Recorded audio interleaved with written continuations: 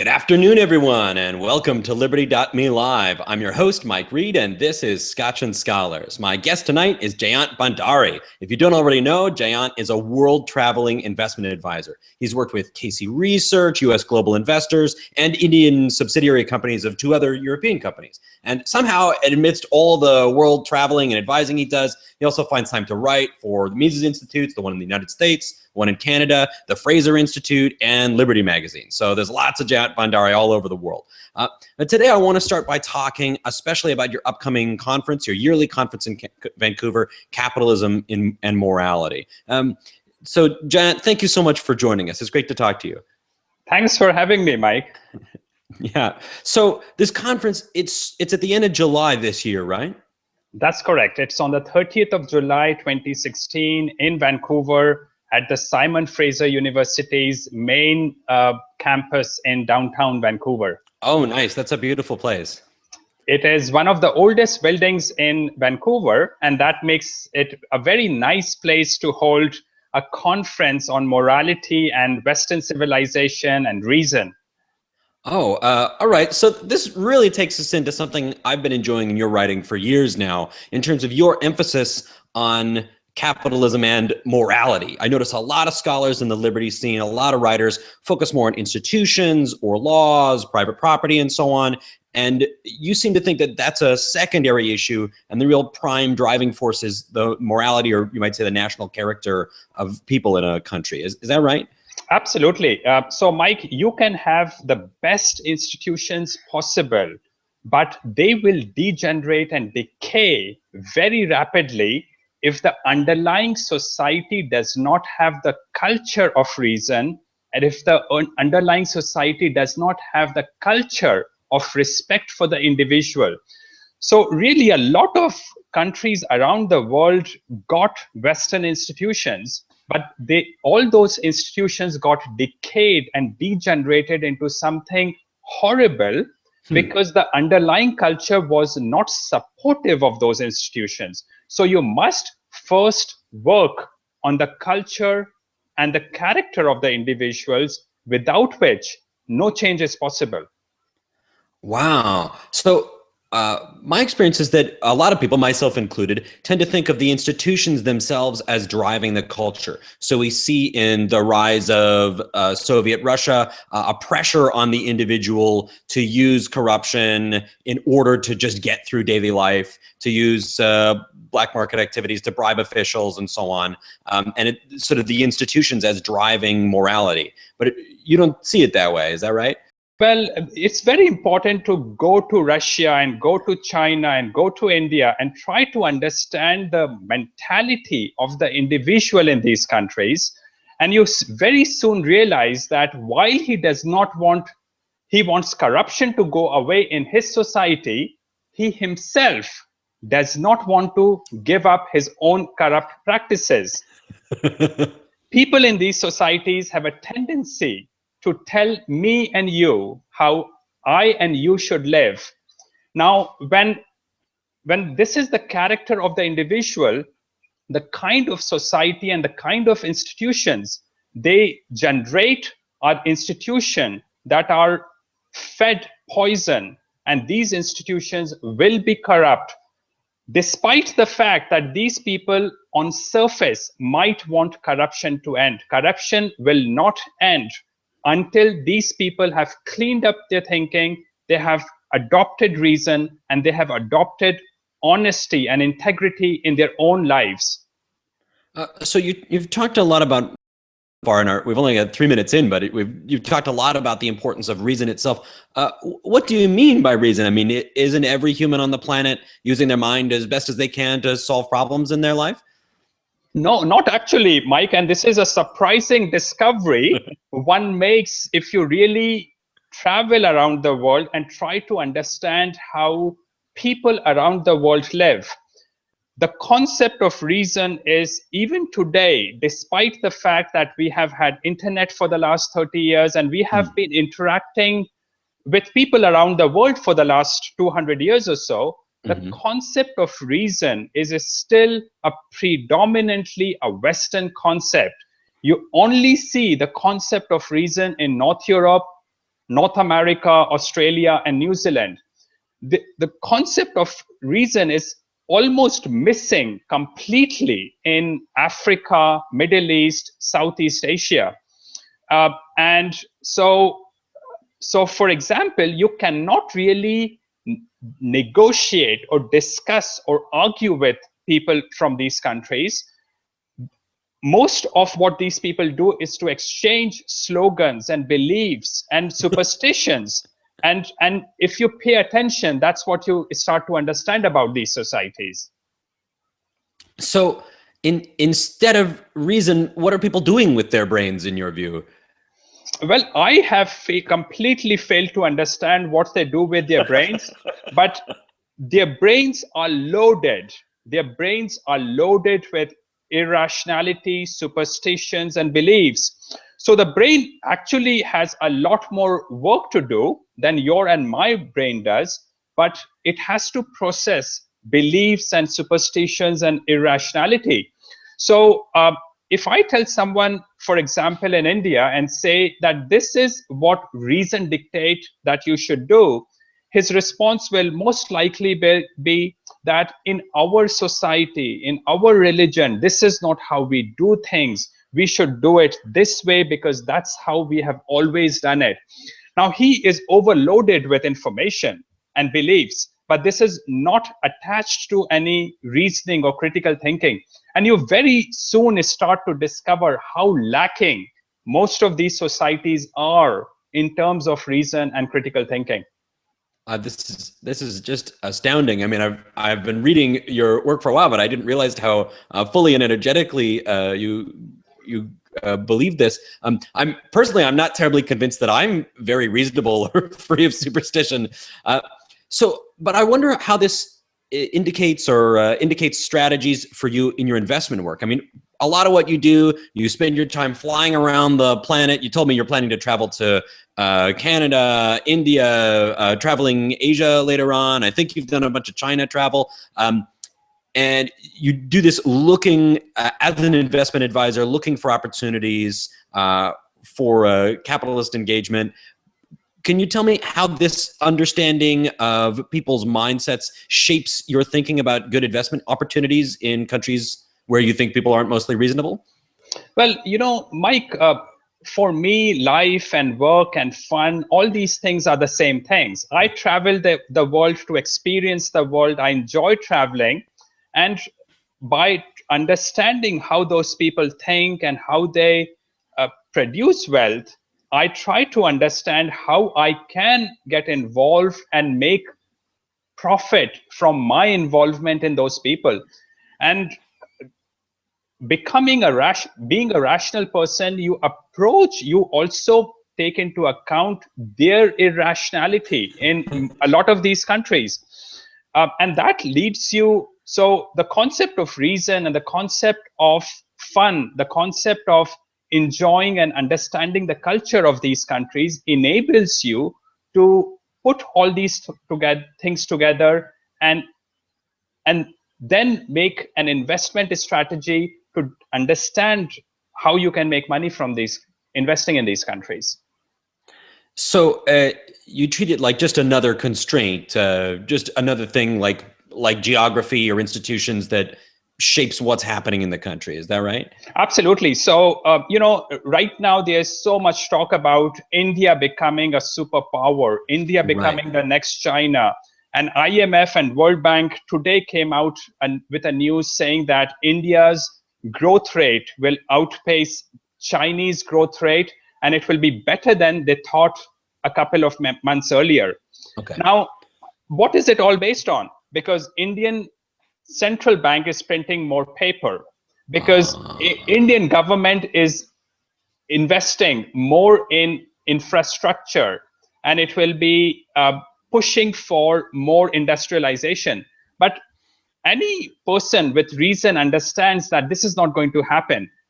Printing paper does not create wealth. Forcing industrialization on people does not generate wealth either. It's almost always a wealth destructive step. And in my view, all this is going to result into decay of economic growth rather than increase in economic growth.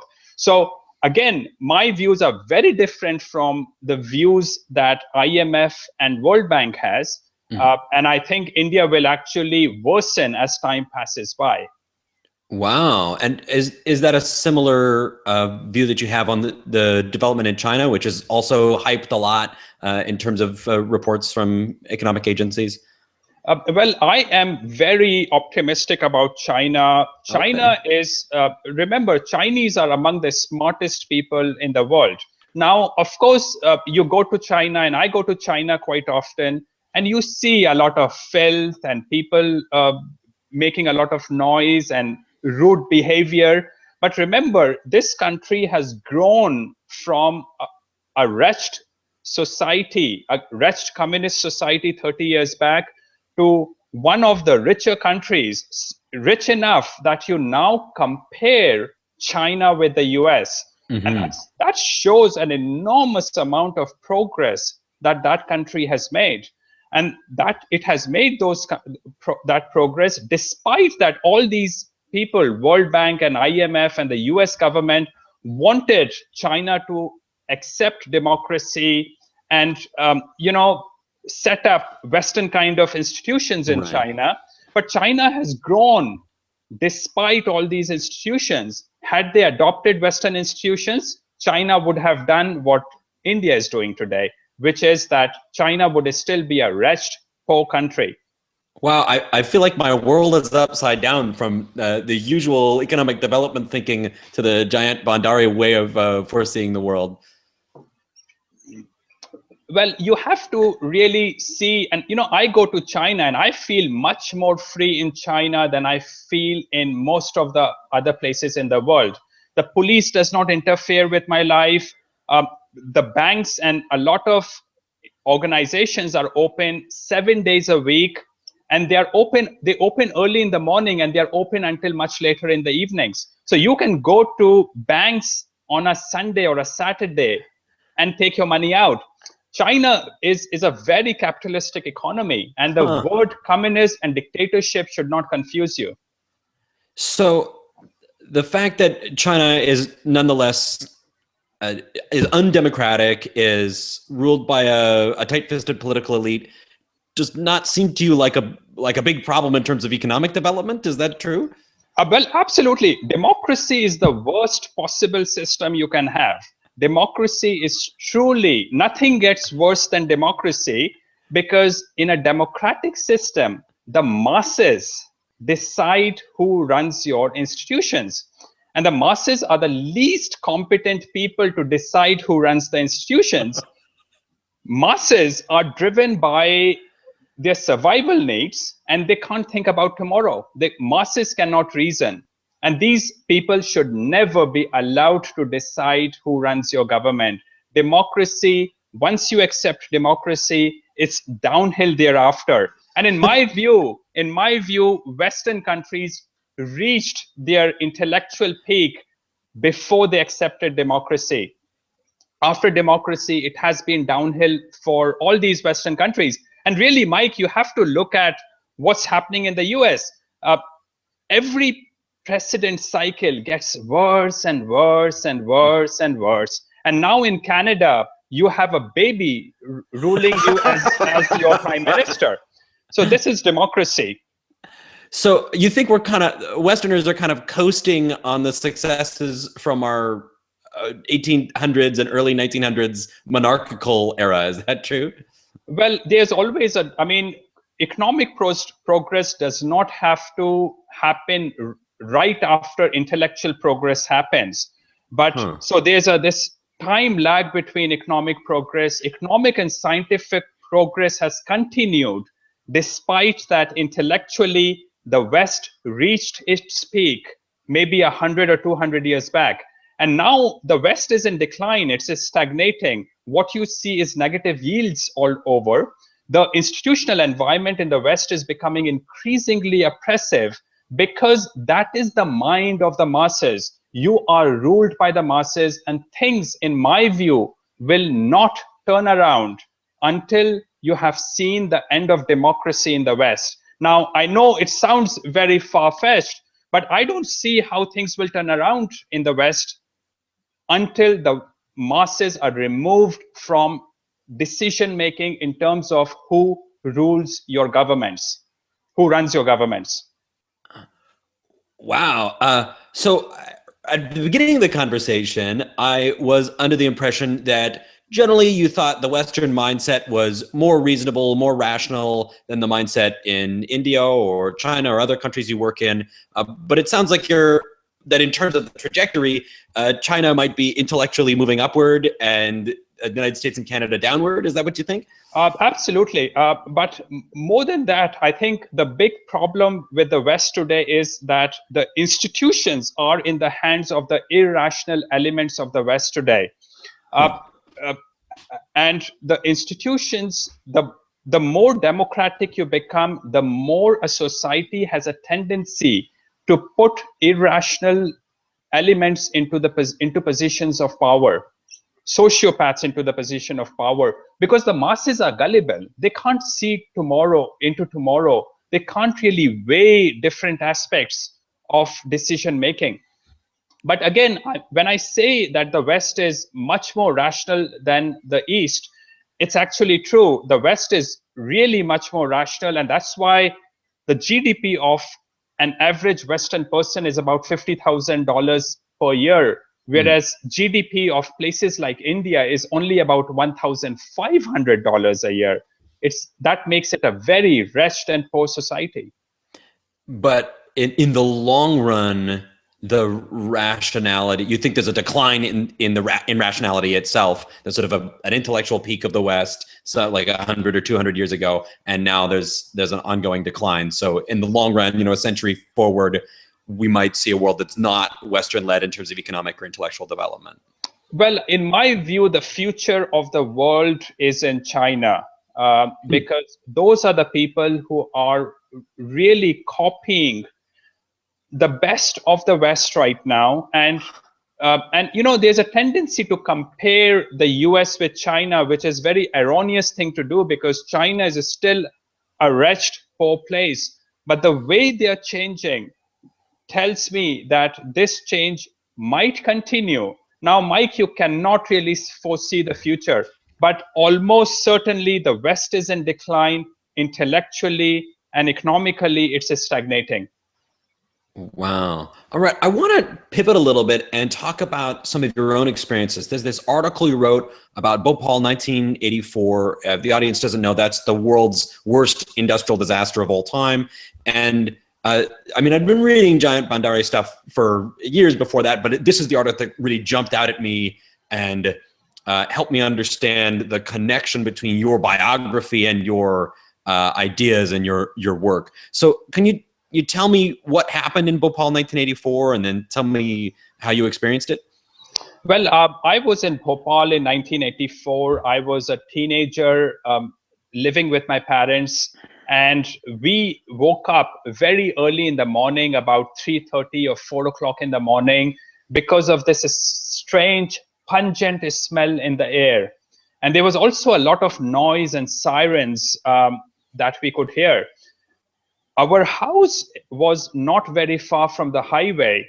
And when I went up to the roof, I saw hundreds of cars with sirens leaving the city. What became very clear a few hours later was that there was an enormous gas leakage in a chemical plant in Bhopal, which had resulted in deaths of thousands of people. And the first thing the government officers did was to put their families in the emergency vehicles and government cars and flee from the city. So they ran away from the city with the infrastructure and emergency logistics of the city. We were left with nothing. Wow. So not only are you suddenly without government, but you're also without ambulances and police cars and fire trucks. Absolutely. All those people, most of those people had run away. And because they had monopolized infrastructure and emergency services, we did not have any private emergency services with us. Even the hospitals were public hospitals. And there were people on the road dying. There were animals, dead animals all over. The hospitals were packed with people, but there weren't many doctors. They just had run away. It was an horrible situation in that city, and that continued for many months thereafter. So the leak itself, like the poisonous gas itself, how long does that last? Is that only like the first day or 2 days? Well, the leakage happened within a few hours. This was a big tank that leaked the gas. Okay. But remember, this gas is a poisonous gas which killed thousands of people. And I think the latest estimate is between about 15 to 20,000 people, almost very rapidly. But hundreds of thousands of people were affected by this gas. There is, even today, there are many hospitals in Bhopal that cater, and this is now 30 years later. There are many big hospitals in Bhopal that even today cater only to the gas victims and their children. So lingering negative effects for people's bodies, lingering health effects for Right. decades. Absolutely, yeah. And I was at the chemical factory a few years back to write this article, and I wanted to research what changes had happened at the chemical factory. And I could just walk in unhindered into the factory. The factory is just crumbling. Their chemicals is still lying around in the factory.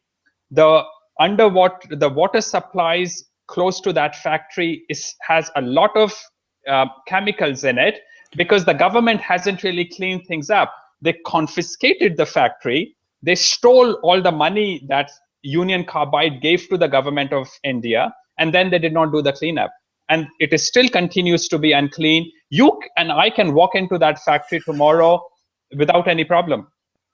That's horrifying. So the disaster itself could happen again tomorrow. Well, the worst of the chemicals are no longer there. But and this is the bad thing, because if a disaster happens in a moment, it's so much better because people recognize it. When poisoning happens slowly, you kill a society, and there is nothing that changes about how you run your institutions and your system. So the country has done nothing to change anything about that society. The waterways are horrible and very polluted in that country. No one takes any effort because it does not kill you right away, but disease grow and accumulate with time. Wow. Okay, so let's talk about how this connects to your understanding of institutions, morality, the importance of decentralization. So it's not just the poison gas that is so devastating here. It's the loss of faith in the organization, or can you explain what happens in the social effects? So Mike, two Indians together is one too many. They, and this is the problem. They cannot reason. You cannot negotiate with each other. So now you are running a country of $1.3 billion, 1.3 billion people, as a single entity. It does not work. All right. Indians are incapable of forming organizations. And really, you see that in the Middle East and in Africa as well. These are tribal people because they operate through a system of beliefs and superstitions and irrationality. Only reason allows you to work with other people. And the result is that none of these organizations and institutions work in that country. You can get away with murder and rape if you want to, as long as you pay bribes and if you are properly connected. It's an extremely and extraordinarily corrupt system, and as a country, as a society. But let me go deeper into it, because you will say, well, maybe it's just the problem with the institutions. So my maternal grandmom died with about 15 tenants in her house. Okay. And all these people had grown up in that house. They treated my grandmom as their mom, basically. Okay. And my grandmom took all these tenants to a temple to get them to pledge that they would leave the house when my mom asked them to leave. Okay. My grandmom died, and not one of them agreed to leave the house. Wow. So So this house was to be part of the inheritance of your mother in the family. absolutely, absolutely. So what I'm trying to convey to you, Mike, is that it's an extraordinarily dishonest culture where you cannot trust your friends and family. When you cannot trust them, and when each individual is so corrupt, you will have institutions and people running governments that will be corrupt. You can do the best thing possible. You can send Swiss and English to set up the best organizations in these countries. They won't work because the people running those institutions will still come from a society that is very poisoned by dishonesty. Wow. This a very bracing analysis of the situation. So this returns to your broader point from earlier that cultural change needs to occur. An emphasis on reason and morality needs to rise at the everyday lives of people before institutional or economic change can kick in. Absolutely. So, Mike, without reason, so God did not give us a book saying that these are, you should have compassion, you should have respect for the individual, you should have the rule of law. These are things that emerge in a society based on the concept of reason. The West got the concept of reason 2,500 years back. And it took West about 2 millennia to develop institutions and concepts based on reason. And remember, without reason, you will still take hundreds of years before you can develop the concept of reason and humane institutions. Humane institutions, the way you and I imagine what a humane institution is. But these societies will not develop those until you have infused the concept of reason in these societies. And I am not seeing that yet. Wow. Wow. Jayant Bhandari, this has been a mind-opening experience, a wonderful chance to talk to you. Thank you so much for taking the time to check in with us, talk about your ideas, and also this upcoming conference. Can you tell us just a little bit before we close about who is speaking at the Capitalism and Morality Conference in Vancouver on July 30th? I have been running this seminar for the last 7 years now, and it's a one-day seminar in Vancouver. And my approach is to give respect to the concept of reason, respect the concept of philosophy, bring in people who challenge my thinking and the thinking of my audience. For many years, I have brought some of the best philosophers to come and speak at my seminar. Doug Casey usually speaks at my seminar. The keynote speakers this year will be Jon Narveson and Dr. Warren Farrell. Dr. Warren Farrell will be talking about men's rights, for example. So again, he's going to talk against feminism, the way it is practiced today. And the reason I bring in these kind of topics and these kind of speakers is because I want to open people's mind. I want to challenge their established paradigms, because what we want is a thinking mind. That's all. Wow. Wow. Astounding, Jayant. So what I'm going to do now, I'm going to wrap it up. I'm going to start by telling people a little bit about how they can get more Jayant Bhandari and get connected to the Capitalism and Morality Conference. And I'll tell people about a couple other shows coming up this week on Liberty.me Live. And then I'll turn it back over to you, Jayant, for the final word. So the best place to get Jayant Bhandari is jayantbhandari.com. I'll put the link in the description. And if you want to check out his writing on the Bhopal disaster, it really is gripping. Don't read it before bed, like do it before you have something cheerful to do afterwards. That is on his Liberty.me site, Jayant.Liberty.me, and I'll put that link in too. Now, I also want you guys to check out a couple more shows that are coming this week on Liberty.me Live. One is Unbiased America. We've got an Unbiased America show on Wednesday night. I know some of those guys, like Will Riccardella, are down at CPAC, so there's going to be a lot of fun there. I'm sure they're engaged in the political scene, talking about the recurring degradation of presidential cycles. Here we are at the hopefully the very bottom of the morality of the 2015-2016 presidential cycle, and they'll be reporting on that. And then on Sunday night, we have Tucker and Clark Being Earnest. So that's Jeffrey Tucker and Joey Clark talking together. And they're talking about the death of conservatism. And again, I think they're focusing on what you see here in terms of the degradation of Western intellectual heritage over the last several years. So Jayant, thank you so much for joining us. I'm going to turn it back over to you now for the final word. Well, thanks very much for having me, Mike, today. All I can say is that Western society should stick with the concept of reason and critical thinking and not give in to the creeping cultural Marxism that's been happening in the West for the last many decades. So again, thank you very much, and thank you very much for promoting my seminar, Capitalism and Morality. Okay, have a great day. Thank you, everybody, for joining us on Liberty.me Live. We'll see you again soon.